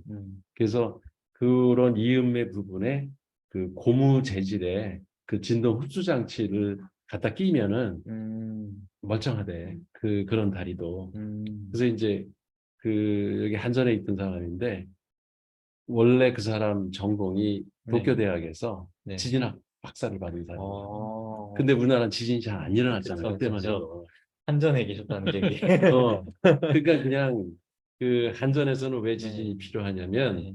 이제 발전소나 이런 걸 아, 네. 할 때 그 전동기, 그 네. 발전기 이런 걸 네. 이제 뭐 웨스팅하우스 이런 미국 네네. 그 기계들을 갖다가 이제 설치를 해놓으면은 이게 이제 뭐 물이 막 계속 뭐 펑펑펑펑 돌아가면서 이제 이게 전기가 생산될 거 아니야. 네, 그럼 맞죠. 진동이 엄청난가 봐. 음, 그래서 이제 거기에 들어가는 보강 제품 이런 네. 것들을 계속 연구해서 새로 끼고 해야지. 어, 그렇지 않으면은 금방 기계가 고장 나가지고 계속 도입을 해야 되는 거야. 그 발전기를. 그래서 이제 이 사람이 그런 일을 주로 했던 거지. 그 안에 연구소에서. 네네. 한전에 연구소에서. 근데 그 자기가 그 동경대에서 공부할 때 그런 그 어떤 특수 재질을 쓰면은 네. 진동을 흡수할 수 있다라고 하는 논문을 써가지고 어, 그걸 이 사람이 특허를 내놓은 게 있었어. 네. 와, 갑자기 대박이야. 와. 준비된 인재였네요. 이해만 기다리고 있어. 아, 그러니까 갑자기 규제가 그 전국을 막 이렇게 흔드는 사고가 한번 나면은 네. 새로운 산업이 하나 생겨. 어. 저기 세월호하고 네. 그 당시에 화재 막 계속 났었잖아요. 네네. 그러니까 뭐가 있었냐면 건물 이걸 그 원래 1년에 한 번 검사하는 거를 1년에 4번 하게 어, 소방 점검하고 뭐 이런 거 있죠. 네네. 그 4번 하는 것을 규제해버렸어. 법으로. 그래서 소방점검업체가 생기는 거죠. 그게 엄청나게 불어났지. 그 당시에 막 품귀 현상이 일어날 막 네네. 소방 그 자격증 인상이 네네. 그게 그런 어떤 기회가 사실 이 규제와 법에서 음. 나온다는 거지. 맞아요. 그 뭐지 이태원 참사 있고 네네. 나서도 그 이태원 참사 있고 나서 얼마 안 돼서 했던 R&D 과제 중에서 급하게 끼워 넣은 것 같은 그 인구 밀도 탐지 막 이런 과제 R&D 과제가 막 생겼었거든요. 왜 여기에 꼈지 싶은 거에 껴가지고 막 인구 밀도까지 막 해서 일정 이상 인구 밀도 밀집되어 있으면 막 경보 울리는 그런 R&D 과제들이 엄청 그렇지. 그래서 이런 변화를 계속 모니터링하고 해야지. 기업의 전략으로 신사업의 어떤 영역으로 잡아서 음. 하면 우리 얼마 전에 그 아까 그 ESG 쪽으로 하는 아주 조그만 회사였는데 가스 쪽만 하는 회사인데 그걸 정말 그 틈들이 잘 잡았더라고요. 그래가지고 그거 갖고 아주 잘 먹고 잘 살고 있더라고요. 네, 조그만 회사인데 나는 그게 이 사람이 기회를 잘 잡은 거지. 그러니까 우리도 그런 걸 찾아야 되는 것 기획 같아요. 확장 능력이 네. 있어야 이제 다른 사람들이 다 하고 난 다음에 어, 저런 게 있었어 들어가면 네, 이제 늦은 거지. 늦은 거지. 그때는. 예, 그때 이제 단물 다 빠지고 예, 그렇지. 그래서 왜냐하면 결국에 그 사람이 만들어 놓고 이렇게 여러 번 이렇게 테스트를 하다 보니까 네. 제품이 이제 어느 정도 좋아졌잖아. 네. 근데 딴 사람이 보면 다 그걸 선택하는 거야. 비슷한 거 하는 데들 다 그걸 선택하니까 걔들 제품만 이제 계속 시장점이 커지는 거지. 경험의 축적. 그치? 오. 야, 빨리 무방해야지. 여기 조아람 주임을 경영 그거를 해야겠다. 에? 센스가 대단히. 센스가 있네. 도서이동 추천사 이제. 저기 경영부 하나. 저기 그 김주임이 그건지 알지? 거기 그 광고학과 네. 알지? 아, 네. 왜? 근데 더 센스 있는 것 같아. 아 맞아요. 그래서 알게 많잖아요. 그래서 개발자. 그래, 재밌네. 네. 다음으로는 이제 진입과 철수가 있습니다. 이제 기업들이 다른 사업에 진입하는 이유는 그 산업에서 얻을 수 있는 성장과 이윤율이 진입에 따른 희생이나 비용을 능가하리라고 판단하기 때문인데요. 이제 외부에서 기반을 가진 기업이 특정 산업에 진입하여 그 산업의 구조적 변화를 촉진하는 원동력이 되는 경우도 있습니다.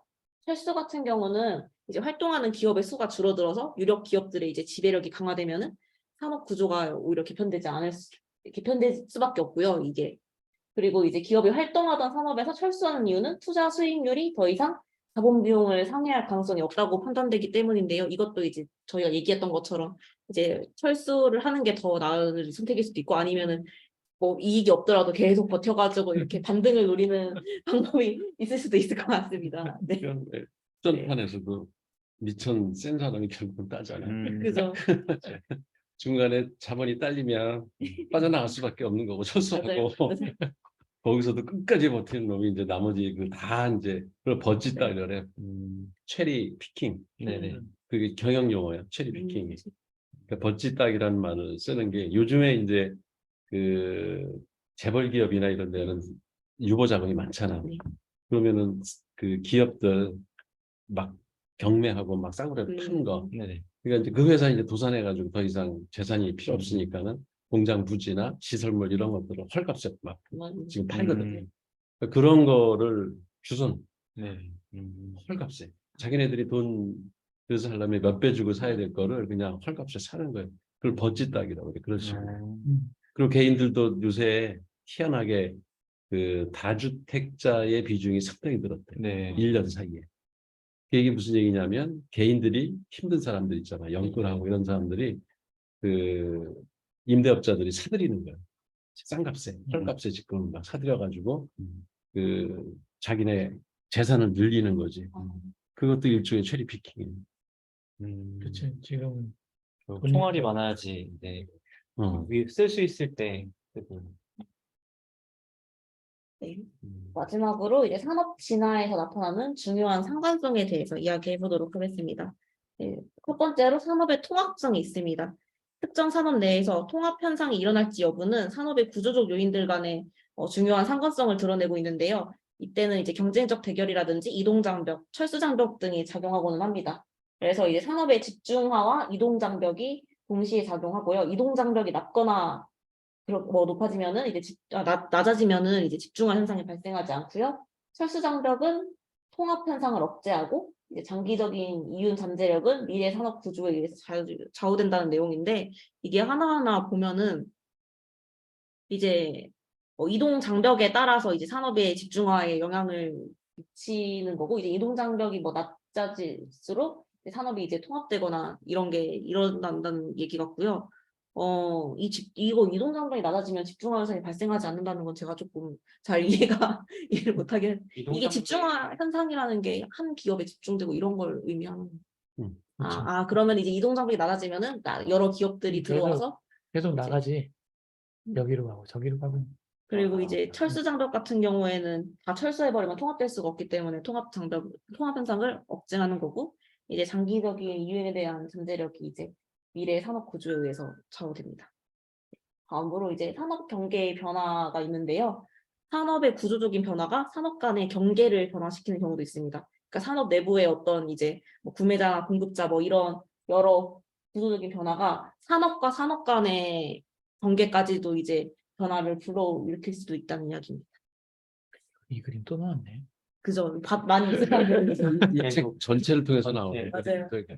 이게 네, 결과적으로 산업 내 구조적 구조에 대한 얘기인 건데 마지막으로 이제 기업이 산업 구조에 미치는 영향이 있습니다. 산업의 구조적인 변화는 결과적으로 이제 기업의 전략적 행위에 영향을 받을 수밖에 없습니다.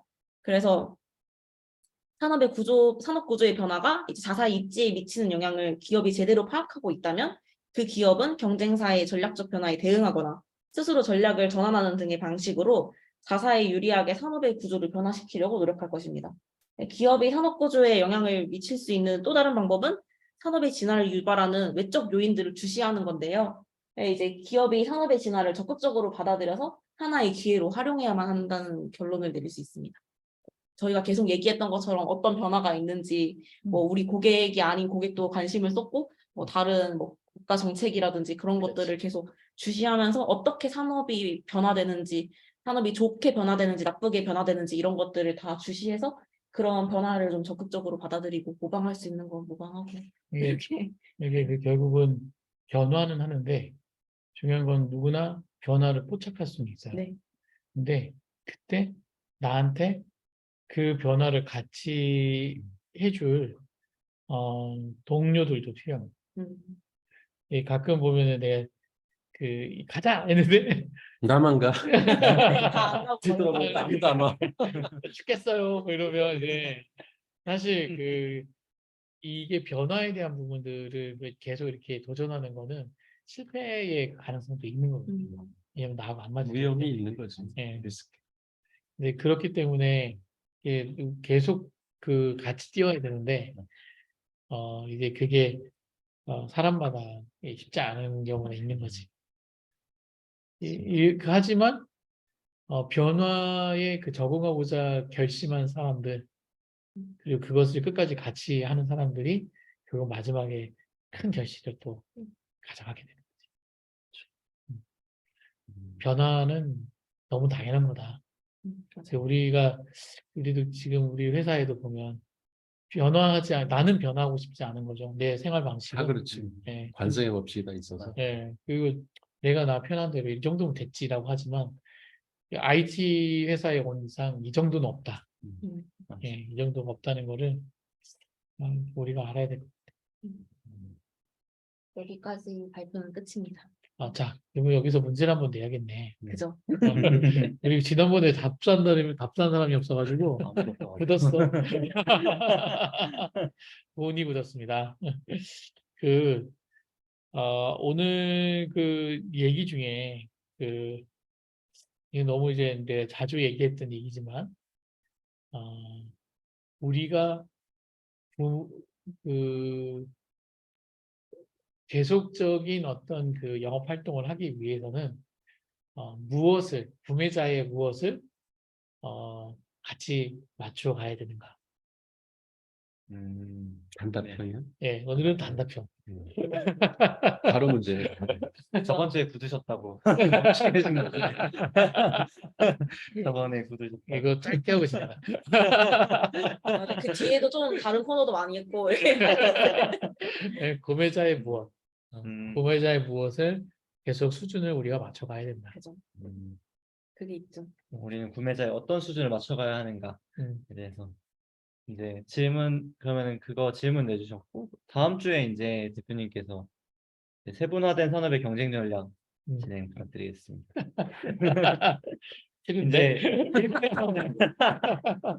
일부에서는 이제 우리가 각각 경쟁의 어떤 요소들이 있고 어떻게 대처해야 되고 그리고 어떤 환경에서 어떻게 이제 모니터링해야 되고 파악해야 되고 뭐 이런 것들을 공부했다면 이제 2부부터는 산업별로 이것들이 어떻게 다른지를 보게 되더라고요. 그래서 첫 번째로 이제 세분화된 산업에서 이제 이 경쟁 전략이 어떻게 변하는지에 대해서 이제 대표님께서 진행해 주시겠습니다. 알겠습니다.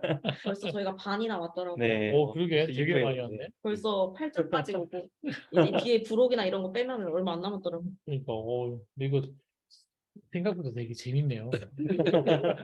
아니 내용은 되게 재미없는데 얘기하는 게 얘기하기가 제일 먼저. 그리고 아까 처음에 첫 화면에서 왜 그 제품 수명주기 그래프도 네. 그렸잖아. 그 뭐 도입기, 성장기, 성숙기, 쇠퇴기 네. 해가지고 여기에 대해서 이제 네. 비판 그 포인트만 아, 네 네. 가지를 아까 얘기했었죠. 네, 그죠. 비판한 얘기가 나왔는데, 근데 왜 이런 모델, 이것도 하나의 모델이거든. 제품 수명주기 모델. 이런 거를 화면은 사람들이 어. 얘기를 할까? 왜 이런 걸 쓸까? 개발하고. 저거를 논문을 쓴 사람은 그 사람도 유명해졌고 돈 벌고 그랬거든. 우리 정보 시스템에도 저런 게 있어요. 있죠. 네, 도입기, 성장기, 성숙기, 쇠퇴기. 그러니까 시스템도 하나가 생기면 처음에 도입을 해가지고 사람들이 쓰는 사람이 많아져 성장을 하다가 잘들 쓰고 이제 뭔가 회사에 성과를 내다가 어느 순간에 이게 점점 쇠퇴를 하면서 그 시스템 더 이상 안 쓰고 버리게 되고 다른 시스템 또 이제 새로 개발해가지고 쓰고 이게 이제 제품 수명 뭐 네. 주기에도 그게 나타나거든. 그렇죠. 근데 아까 여기서 그 저런 수명주기 이론을 반박하는 비판의 목소리도 있지만 끊임없이 많은 사람들은 저런 모델을 만들려고 그래요. 그러니까 이 사회에서 일어나는 현상을 설명하기 위해서 저런 그 수명주기 이런 모델들이 이건 제품이니까 제조회사에서 만든 건데 우리 IT에서도 SI 수명주기가 있다고. 정도 소프트웨어 시스템의 수명주기. 그런 걸 왜 만들까? 그런 걸 만들어서 변화를 좀 관측해서 저희가 어느 단계에 있는지를 알아야지 예를 들어서 언젠가는 쇠퇴기가 오게 되어 있잖아요. 이 수명주기 그래프에 따라서는. 그럼 저희가 지금 도입기인지 성장기인지 성숙기인지를 봐야지만 그 앞으로 온 거를 쇠퇴기를 그냥 오는구나 하고 맞아들이지 않고 이제 적극적으로 좀 변화하고 대비할 수 있고. 뭐 마케팅을 뭐 혁신을 한다든지 제품을 바꾼다든지 해서 뭐 지금 만약에 성숙기에 있는데 성숙기에 있다면은 쇠퇴밖에 안 남았잖아요. 근데 그렇지. 또 다른 이제 성장기를 다시 한 번 더 이어나갈 수 있는 그런 어떤 것을 하기 위해서 이런 걸 하나 그려놓고 저희의 단계가 어딘지 이런 걸 분석하는 게 필요한 게 아니에요. 맞습니다. 우리 조아랑 교수님은 경영학과 다녔으면은 에이플만 들이받았을 것 같아요. 아, 경영학과에 갈까 그랬어요. 광고 훨씬 낫다니까. 정답. 네. 정답. 그 주기마다 전략을 조사하려고 하는 거잖아요. 맞아요. 그러니까 내가 포지셔닝을 하는 거지. 내가 저기서 저건 어쨌든 모든 웬만한 그 제품이라면 다 겪는 그 하나의 운명이잖아. 네. 저기 인간하고 똑같거든. 그 저런 수명주기를 좋아하는 이유가 이미 검증된 그 현상이 있기 때문에 네. 인간이 그렇잖아. 애가 돼가지고 자라서 성장을 하다가 네. 어른이 돼서 성숙기 됐다가 늙어서 죽잖아. 네. 똑같잖아, 저게. 네. 그 저건 이미 우리의 직관하고도 맞아 떨어지고 이 많은 곳에서 식물도 그렇고 동물도 그렇고 자연현상에서도 이미 우리가 많이 관찰할 수 있는 사실이기 때문에 저거를 부인할 수가 없다고. 저런 비판에도 불구하고 어차피 정보 시스템이라는 것도 태어나면은 저런 과정을 거쳐서 쇠퇴가 된다. 그 지금 얘기한 것처럼 저런 모델들을 자꾸 우리가 이용하는 이야기는, 그러니까 언급하고 저런 소개하고 하는 이유는 지금처럼 예측하기 위해서. 우리가 이제 뭘 학문을 하고 무슨 공부를 하고 하는 거에 그 목적이 여러 가지가 있거든. 우선적으로는 현상을 이해하고 설명하기 위해서. 이미 지나간 과거지만 저게 왜 그랬을까 궁금하잖아. 그럼 그 원리를 따져보고 그 인과관계를 따져가지고 저게 저래서 저랬구나. 그렇게 현상을 이해하기 위해서 우리가 공부를 해요. 또 한 가지는 예측하기 위해서. 우리 정보 시스템은 똑같거든. 그렇잖아. 빅데이터의 주목적은 설명하는 게 아니에요. 설명하려고 빅데이터를 그렇죠. 만들면 그건 이미 잘못 시스템 잘못된 만든 거야. 과거는 네. 빅데이터 분석을 통해서 미래의 뭔가를 예측하기 위해서 시스템을 구축하는 거라고. 통계 모델이니 다 그런 목적들이 있거든.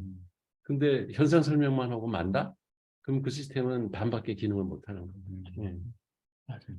그래서 저런 수명 주기를 우리가 어디에 속해 있느냐를 진단함으로써 정확히 저거에 맞아떨어지진 않지만 앞으로는 무슨 일이 일어나겠구나. 예측을 할 수 있다는 장점 때문에 저런 수명 주기 모델을 끊임없이 인간들은 도입을 하고 설명을 할 때 사용한다는 얘기죠. 하여튼 잘 안 맞아도 저런 것이 필요하다는 거. 그렇지. 네. 어차피 저 길을 갈 수밖에 없거든. 다만 속도가 느리냐 빠르냐 산업 구조에 따라 또 경쟁 기업이 있냐 여러 가지 그 요인에 따라서 그 기간이 길어지고 뭐 약간 기울기가 좀 낮고 뭐 이런 거는 있을지라도 전체적인 맥락에서 보면은 저 과정을 겪을 수밖에 없다는 거죠. 그러면 이제 우리가 미래를 예측할 수 있기 때문에 대비할 수가 있으니까 그걸 사실은 리스크 관리라고 합니다. 우리가 그 인간의 그 다른 것은 예측한다. 그 AI든 뭐든 빅데이터든 예측이 빠지면 아무 그 소용이 없는. 예측하지 못하는 그 모델은 그게 너무 안 맞는 모델은 빨리 폐기해야 돼. 그렇지. 예측을 해서 틀리면 버려야 정확도로 돼. 폐기해야 돼, 폐기. 버려야지. 그래서 뭐 기술 개발이라는 게 계속 그 정확도, 예측의 정확성을 높이기 위한 노력이지. 그거를 누군가 잘 예측을 해가지고 맞추면 이제 거기가 이제 붕 네. 뜨는 거지. 그렇지. 오늘 뭐 질문 들어온 게 있어? 네, 있습니다. 응? 야, 우리 긴장돼. CEO의 시간, 긴장된 시간. 뭐 자극적으로 1인시 이런 거 아니죠? 다음 때 이제 저랑 좀 이렇게 해주기로 했으니까. 저 한번 시간이 얼마 안 돼가지고 제가 바빠가지고 뭐, 점심 때 해. 점심 때 하나 들고 나가서 그래도 내가 내가 커피 사줄게. 커피 사줄게. 이번 주 거는 저희 이제 여름이잖아요. 여름인데 작년인가 아니다. 이거 20년도 자료조사 결과입니다. 20년에 이제 서울신문에서 자체 조사한 결과 서울에 있는 사람들 총 몇 명이죠? 남자 182명, 여자 96명을 설문조사했고 직원들이 여기서는 남성 직원들만 나오긴 하는데 남성 직원들이 반바지 입었을 때 거부감을 느끼는 사람들이 한 3명, 그다음에 산성인 사람들이 7명 정도 됐다고 합니다. 근데 요즘 자유로운 복장이나 이런 거에 대해서 굉장히 반대해지기도 했고 특히 IT 회사들은 이런 복장에 대해서 굉장히 자유로운 걸로 유명하기 때문에 대표님께 한번 저희 반바지 입어도 되는지 나는 되게 고루한데. 네. 근데 이제 네. 뭐 이미 뭐 지금 청바지도 입고 오고 있고 네. 그 슬리퍼를 신고 오는 건 안 되는 거고 네. 반바지는 요거는 보류할게. 보류. 내가 다음번에 네. 정리해서 얘기해 줄게요. 어, 왜냐면 네네. 그럼. 요거는 내가 정하는 게 아니고 우리 그 회사에 받아들일 많은 사람들과 같이 좀 논의를 해야 돼. 네. 임원 회의에서 한번 다뤄볼 만한. 복장에 대한 부분은 그 논의를 통해서 말해줄게. 예, 이걸 내가 혼자 해라 네. 이러면 그럼 이제 반바지는 어느 정도까지 반바지가 괜찮은지 그쵸, 그거- 점점 짧아질 수 있잖아요. 근데 내가 7분지, 네. 1분지. 그죠, 맞죠, 그죠. 맞죠. 팬티 입고 네, 나타나죠. 아, 그건 그러네. 있지. 아, 고객을 만나지 않는다면 네. 어느 정도는 그게 충분히 감안할 수 있는 얘기긴 한데 어쨌든 문화는 나 혼자 만드는 게 아니라 같이 맞죠. 만드는 거기 때문에 그건 좀 내가 그 음. 논의를 통해서 말했어. 아니면 이제 반바지뿐만 아니고 반팔도 점점 짧아지면 나시가 될 수도 있잖아요. 나시. 그쵸, 그쵸, 그쵸. 그거는 있는 것 같아. 나시는 안 될 거. 그 적어도 반팔 여기는 있고 카라가 없는 건 내 이해하겠어. 차츰차츰 근데 저희도 복장 문화가 굉장히 관대해지고 변화되어 온 건 사실이잖아요. 그렇지, 옛날에 저희 아버지 때 생각하면 항상 넥타이 매시고 아침에 그렇지. 출근하시고 옷장 열면은 넥타이 잔뜩 입고 막 교수님 그러니까 항상 네, 항상 항상 셔츠. 저희가 근데 이런 거 네. 인터넷에서도 막 가끔씩 네. 논의될 때가 많더라고. 막 맞아. 회사에 막 신입이 들어오는데 막 언더고 패션이라고 말도 안 되게 막 맞아. 그런 거를 해가지고 나 눈을 의심했다 막 이런 글이. 근데 그건 뭐 개인의 개성적인 거는 내가 충분히 이해가 되는데 사회는 아니 회사는 어쨌든 같이 협업하는 곳이니까 맞죠. 주변 사람들의 시선도 어쨌든 그 사람들의 권리도 중요한 거예요. 그럼요. 그래서 네. 그것에 그 좀 뭐랄까 이렇게 눈치 풀릴 정도의 정도가 아니면 나는 사실 네. 반바지여도 크게 문제는 되지 않는다. 근데 그래- 반바지를 입고 왔는데 무슨 추진이 입고 와. 아, 이런 그럼- 거면 아니고. 아니 내가 98년 그때 실리콘밸리 갔을 네, 때 네. 마이크로소프트, 인텔, 뭐 야후 그때 네. 그런 회사들을 이제 방문을 했거든. 그때 이제 방문 프로그램 내가 하나 짜서 직접 거기는 고객 센터가 있더라고. 네. 그래가지고 방문객이 오면은 전담해서 그 안내하고 뭐 브리핑도 해주고 그런 네. 데가 다 있더라고. 그 글로벌 기업들은. 그래서 이제 마이크로소프트를 갔는데 우리를 맞이하러 나온 그 마케팅 팀, 네. 그 사람들은 정장 딱 입고 그 더운 그렇지. 나라에서 네. 그 넥타이 다 매고 맞아. 정장 차림으로 우리를 맞이하더라고. 음. 그래서 그 소문과 달리 되게 포멀하네. 네. 그랬더니 그 안에 이제 개발자들 그 방을 보여줘. 네. 근데 그 사람들은 완전히 독방에서 아, 네. 프로그램만 짜는 사람들이야. 아, 그리고 이제 일부 그 자기네들이 마련하고 있는 게 로키 산맥에 그 별장들 누가 이제 전원 생활 한다고 지어놨다가 그냥 헐값에 파는 것들을 마이크로소프트에서 그때 구매하고 있다고 하더라고요. 네. 그래서 그거를 구매한 거를 리모델링을 해서 음. 예를 들어서 이제 자기 개발 아이템이 확실히 이제 정해진 사람들은 네. 팀 단위로 네. 글로 보내. 음. 그 리모델링 한 별장으로.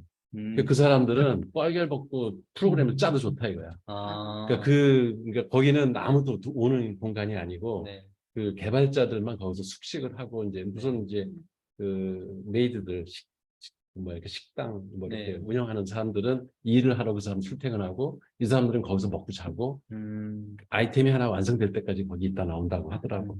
근데 한 번 나오면은 최소 100만 불 이상 보너스를 받는데. 그게 이제 마이크로소프트 모듈에 하나씩 들어가는 거. 그게. 그러니까 그런 식으로 그 사람이 하는 일이 뭐냐, 네. 근무 장소가 그렇죠. 어디냐에 따라 복장 규정은 달라질 수 있다. 이제 그렇죠. 그거는 네, 맞아요. 논의할 때 네. 네. 보는 게 좋다. 이거죠. 그렇죠. 근데 어쨌든 복장이나 언어나 아니면 어떤 태도나 네. 다 내 기준이 아니고 내가 상대하는 음. 그 상대방의 입장에서 맞습니다. 나를 돌아보는 게 중요한 것 같아요. 그런 어떤 기본적인 게 돼 있다면 사실 반바지도 이제 어느 정도 그 캐주얼 반바지 있잖아요. 그냥 네네네. 바지 같은 데 딱 돼 있는 그런 반바지. 정장 반바지 같이. 그런 것들은 뭐 충분히 다들 익스큐즈가 되겠죠. 네. 그리고 위에도 이렇게 정장 그 반장. 사무실에서 입는 건. 네. 근데 이제 저 상태로 이제 고객을 만나러 간다. 근데 그러면 이제 네, 그러면 이제 안 되는 거예요. 그리고 뭐 슬리퍼 신고 온다? 이런 것들. 네. 이런 것들이 아니라면 분명히 다 괜찮은 내용이긴 한데 그래도 내가 한번 확인하고 얘기 줄게. 사실 이거는 아마 거기서 음. 얘기를 나누신다 하시더라도 만약에 저희 회사 문화가 이걸 받아들일 수 없다 하면은 아무도 안 입고 올 것이고 그렇지. 된다고 해도 안 된다고 하더라도 계속 누군가 입고 오면서 바꾸고 가는 사람들이 또 있을 거예요. 그렇지. 이게 이거는 대표님께서 물론 이거 음. 주제로 가져오긴 했지만 대표님께서 당연히 결정해 주시기보다는 좀 점점 더 바뀌어가는 것들이고 나는 얘기는 한 번씩 해봐 주시고 나중에 한번 네, 공유해 주시는 어쨌든 정도는 해주시면 이런 복장과 태도는 네. 내가 아니라 네네 나와 함께하는 네. 사람을 위해서 해야 한다. 네 맞습니다. 그지 꼴방에 처박혀서 혼자 개발하면 뭐 온 어떻게 뜻 머리 못 때문에. 근데 이제 동료 간에도 여직원 남직원이 같이 근무하기 때문에 네. 그 복장에 따라서 이게 불쾌감을 그러니까 야기할 수 있어서 맞죠. 서로 이제 주의할 필요는 있는 거죠. 맞습니다. 맞아. 맨발로 이러고 있으면은 그렇지. 조금 그래.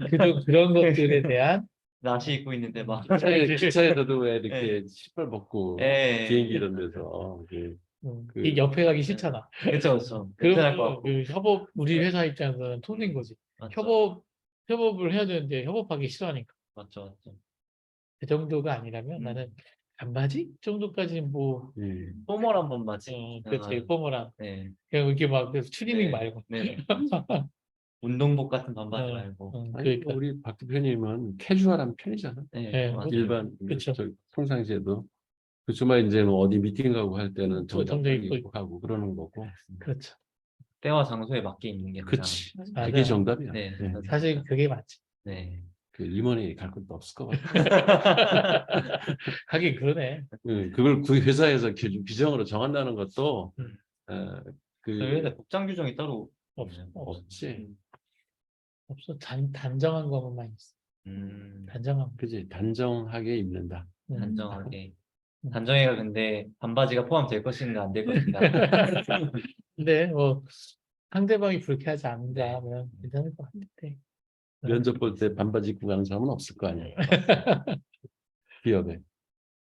그것도 요즘에는 좀 많이 달라진 네. 부분도 있더라고요. 면접 보는데도 독특하게 입고 오는 몇몇 이제 특이하신 개성 있으신 분들이 있으신 것 같긴 해요. 대부분 떨어지지. 그치. 뭐 패션회사 아닌 이상. 그러니까. 네, IT 기업 같은 경우는 이제 어떤 약간 전설같이 그 커뮤니티에서 도는 내용들 보면 이제 반바지에 슬리퍼 신고 면접 가가지고 붙어서 오고 막 너무 기술이 말도 안 되게 뛰어서 맞아. 이 사람은 무조건 뽑아야 된다. 근데 슬리퍼 신고 왔는데 슬리퍼가 뭐가 중요해 이렇게. 딱 이런 사건. 그런 사람은 이제 딱 실력이 너무 되고 근데 실력이 없으면 이제 바로 다음 달에 이 공고 제공도. 오케이. 알겠습니다. 이것으로 6월 14일 ESB에 마치도록 하겠습니다. 와. 네, 와 오랜만에 만나가지고 얘기 진짜 많이 하네. 그래 2시간밖에 안 했어. 그런가요? 오랜만에 여기 와가지고 진짜 저는 한 3달 만에 하는 것 같아요. 제가 정지. 네.